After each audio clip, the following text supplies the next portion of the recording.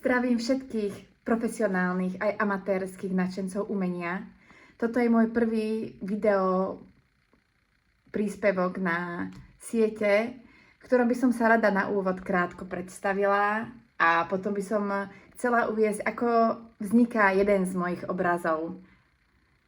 Tak, ako vidíte, ráno som začala krátkou rutinou, ktorá proste podporí umelecké cítenie a podporí môj prejav, prúdenie energie.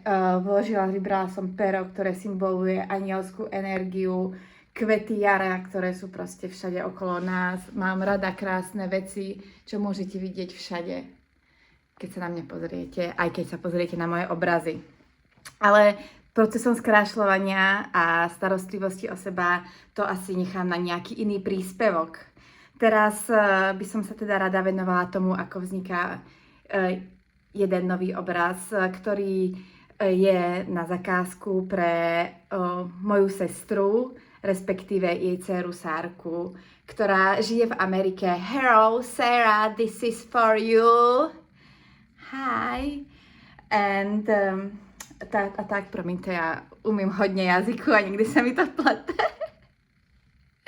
No, takže na začiatok, to je zase čeština, ale som rodená Slovenka. Takže na začiatok som na to hrdá.